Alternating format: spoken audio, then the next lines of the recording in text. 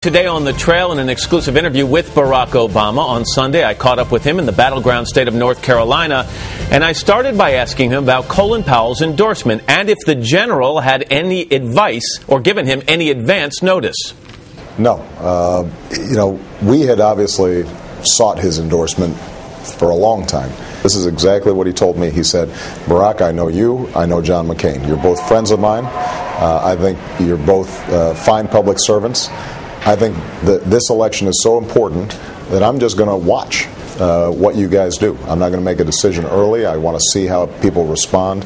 I'm going to watch the debates, and I'll make a decision after that. And I did not speak to him until after he appeared on Meet the Press. Which begs the question, as you talk to him afterward to thank him, I would imagine. Absolutely. Do you then say, Secretary Powell, it would be great to see you out on the campaign trail over these next 16 days? You know, I won't lie to you. I would love to have him at any stop he wants to participate in. I did, and I think that this is an example of why General Powell is admired. He said, look, I'm not a politician, and I don't want to go out there and hit the stump. That's just not what I do. I think it's best for you and John McCain to duke it out. Obviously, if he wants to show up, he's going to have an open invitation. He told Tim Russert back in 2007 he really didn't have any intention of getting back into politics, at least for an elected office. But he said, I've always got my ear open for the call to serve, which also begs the question, would you like to find a role for him if you're lucky enough to be elected? Well, I think here's what I can say for certain. He will have a role as one of my advisors. He's already served in that function even before he endorsed me. Whether he wants to take a formal role, whether there's something that's a good fit for him, I think is something that he and I would have to discuss. Let me ask you about another recent endorsement. The Washington Post, in endorsing you, they were very tough on John McCain, saying anyone who talks about national security and says he feels as deeply about it couldn't have chosen Sarah Palin as someone who is a heartbeat away from the presidency. And I know you've been asked it, but Senator, I've never heard you come right out and say, is she qualified to be president today?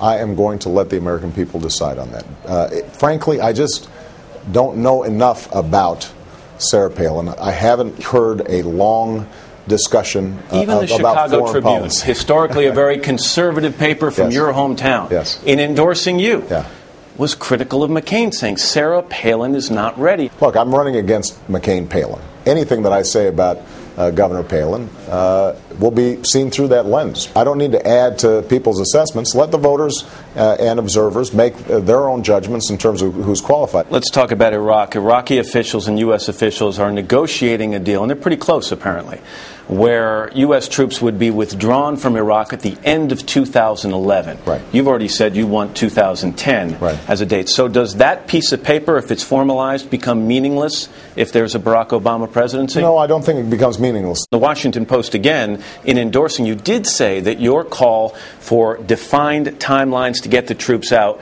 was perhaps a critical flaw, and that it could cost us the security that has been hard fought over this last year.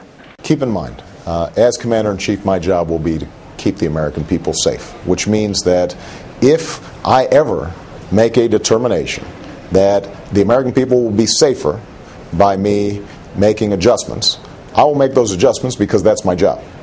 My assessment right now is that in 16 months we can have our combat troops out. We will still have a residual force there.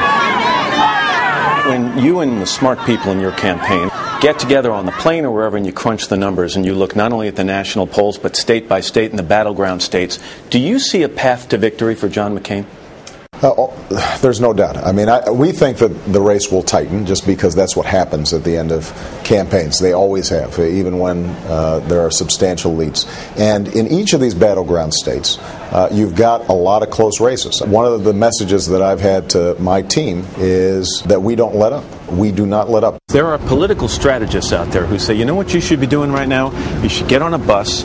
You should go across the country simply waving out the window. You should avoid interviews with guys like me.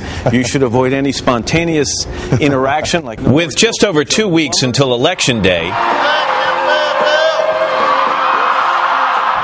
on the trail, Senator Obama says his campaign is still making its case to voters and hasn't forgotten the lesson from the primaries.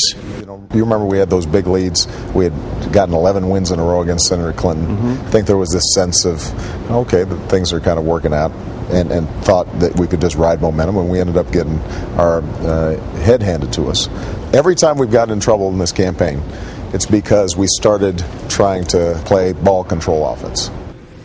Senator Barack Obama on the campaign trail in North Carolina. We're going to have